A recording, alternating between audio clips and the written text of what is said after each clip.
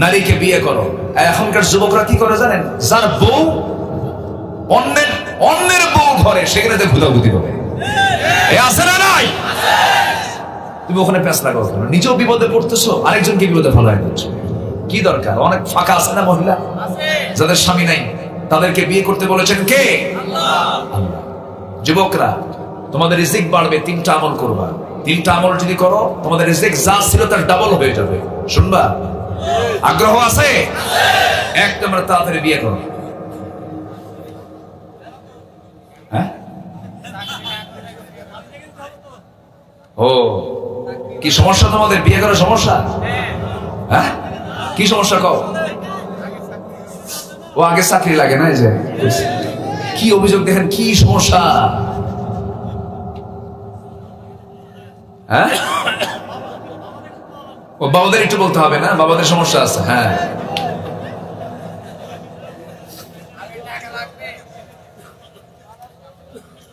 আমার কথায় কি বিরক্ত হচ্ছেন আপনারা? আলোচনা চালাবো। আল্লাহকে বিয়ে দেখতে চান না জেনা দেখতে চান? জেনা বন্ধ করার জন্য কি দরকার? আমি কি পরামর্শ দিয়েছি হাসার কথা না আসল কথা? আসল কথা। জেনা করো না, বেবিচারে যেও না। তুমি যদি বিয়ে করো, আল্লাহ তোমাকে ধনী বানায় দিবেন। আল্লাহর আয়াত এটা। আল্লাহ তোমাকে ধনী বানায় দিবেন। টেনশন করো কেন? গোসায়া বিয়া নয়, বিয়ে করে গোসায়া নাও। আল্লাহ তোমাকে এই বাংলাদেশেই বলেন, আপনি যত বিলিয়নার, যত মিলিয়নার, যত গ্রুপ অফ ইন্ডাস্ট্রিজে যারা মালিক, সব বিয়ের আগে ধনী না বিয়ের পরে ধনী? বিয়ের পরে ধনী। বউ ঘরে আসলেই তো সম্পদ বরকত হবে, কিন্তু এটা ভুল ধারণা। বিয়ে শাদী করে নিবা। যুবকদের 1 নম্বর মেসেজ, রাসূল তার মেয়েকে বিয়ে দিয়েছেন কম বয়সে। রাসূল নিজেও বিয়ে করেছেন 25 বছরে। বাপও নাই, মাও নাই। বিয়ের সময়টা তিনি উপযুক্ত সময় তিনি বিয়ে করে বুঝাচ্ছেন, ও পৃথিবীর যুবকরা, আমার সুন্নাত তোমরা ফলো করো। আল্লাহু আকবার বলেন। সময় নেই, অধিকার না যাই। সম্মানিত ভাইরা, আমার রাসূল বললেন, আবু বকর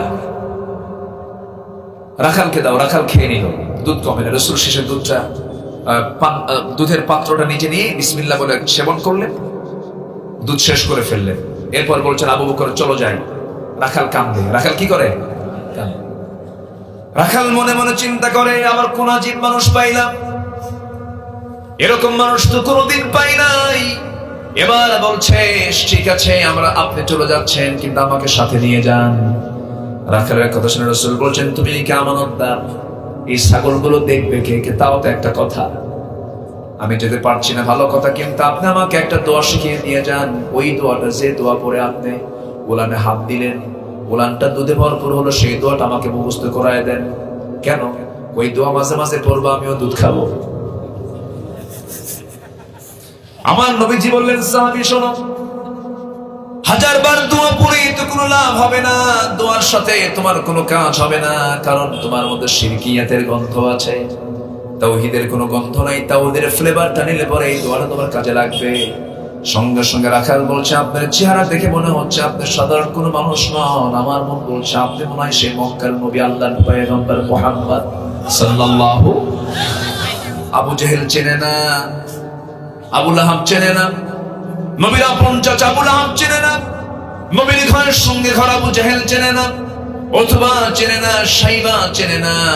ওই মরু অঞ্চলের রাখালটা রাসূলকে চিনে ফেলে। আবার সেই পারস্য থেকে যাওয়া সালমান ফারসি রাদিয়াল্লাহু তাআলা আনহু রাসূলকে চিনে ফেলে। কত দূরের মানুষ তারা! আহারে, হেদায়েতের মালিক কে বলেন? নবীর ঘরের মানুষ। আবু তালিব ইসলাম কবুল করতে পারে নাই, আবু লাহাব ইসলাম কবুল করতে পারে নাই, কিন্তু সালমান ফারসি ইসলাম কবুল করেছেন। হাজার হাজার মাইল অতিক্রম করেছেন।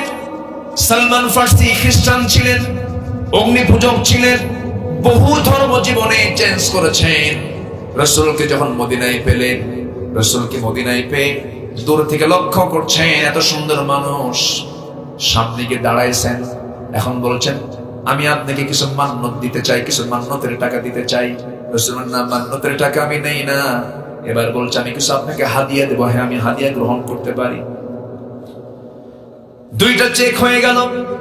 নাম্বার 3, এবার বলছেন, আপনি যদি আপনার পিঠের কাপড়টা যদি সরাইয়া দিতেন, আমি আমার আপনার পিঠটা আমি দেখতে চাই। আগের কিতাবে নবীজির পরিচয় আছে না নাই বলেন? আসতে বলবেন না, আছে না নাই? সঙ্গে সঙ্গে নবীজি তার পিঠের কাপড়টা সরাইয়া দিলেন। আমার আল্লাহ তাআলা নবীজির পিঠের মাঝখানে নবুয়তের সিল মোহর দিয়েছেন। নবুয়তের এটা চিহ্ন আল্লাহ তাআলা তার পিঠের মধ্যে দিয়েছিলেন।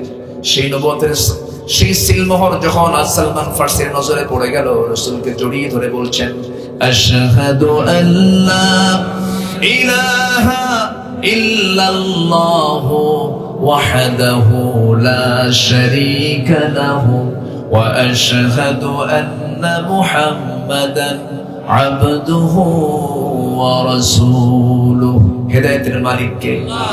আসতে বলবেন না, হেদায়েতের মালিক কে? সেই পারস্য থেকে এসে কালিমা পড়ে, কিন্তু ঘরের মানুষ কালিমা পড়ে না। হেদায়েত চাইবো আমরা কার কাছে? আল্লাহর কাছে। আমার নবীজি আবু বকর সিদ্দিক রাদিয়াল্লাহু আনহু সেই জায়গা থেকে আবার মক্কায় বাড়ির দিকে ফিরে আসলেন। সন্ধ্যা পার হয়ে গেল।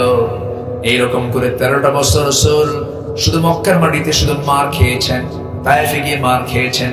কিন্তু মদিনায় যখন তিনি হিজরত করে চলে আসছেন, সেদিন থেকে শুরু হয়েছে মায়ের খাওয়ানা মায়ের দেওয়া। বলেন, মায়ের খাওয়ানা মায়ের দেওয়া। অতএব মায়ের খাওয়া সুন্নাত, মায়ের দেওয়াও, মায়ের দেওয়াও সুন্নাত। কেন মায়ের দেব আমরা? আমাকে মারতে আসবে, আমাকে পরাজিত করতে আসবে, সেই সময় আল্লাহ তাআলা তো অর্ডার দিয়ে দিয়েছেন, আল্লাহ তাআলা তো হুকুম দিয়ে দিয়েছেন, এই জমিনে কার দিন তোমাকে কায়েম করতে হবে? আসতে বলবেন না, কার দিন? জান দিয়ে মাল দিয়ে কার হুকুম? আল্লাহর হুকুম। কারণ এই দিনটা আল্লাহ তাআলা আংশিক করেছেন না পরিপূর্ণ করেছেন? ইসলাম তো পরিপূর্ণ জীবন বিধানের নাম।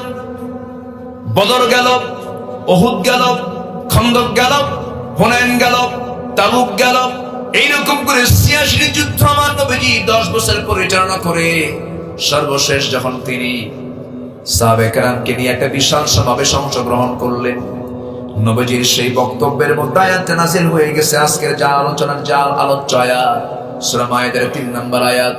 আল্লাহ তাআলা রাসূলকে এই আয়াতটা যখন দিচ্ছিলেন, সাহাবায়ে কেরাম সামনে বসা, যখন আয়াত নাযিল হচ্ছে, আল ইয়াউমা আকমালতু লাকুম দীনাকুম ওয়া আতমামতু আলাইকুম নি'মাতি ওয়া রাদিতু লাকুমুল ইসলাম দীনা। জোরে বলি আল্লাহু আকবার, আরো জোরে বলি আল্লাহু আকবার। আজ আমি তোমাদের জন্য তোমাদের দ্বীনকে পরিপূর্ণ করে দিয়েছি, আমার নিয়ামত তোমাদের প্রতি সম্পূর্ণ করেছি, তোমাদের জন্য ইসলামকে তোমাদের দ্বীন হিসেবে গ্রহণ করে নিয়েছি। কাজেই তোমাদের উপরে যে হালাল হারামের যে বিধিনিষেধ আরোপ করা হয়েছে তা তোমরা মেনে চলো। কার কথা? আসতে বলবেন না, কার কথা?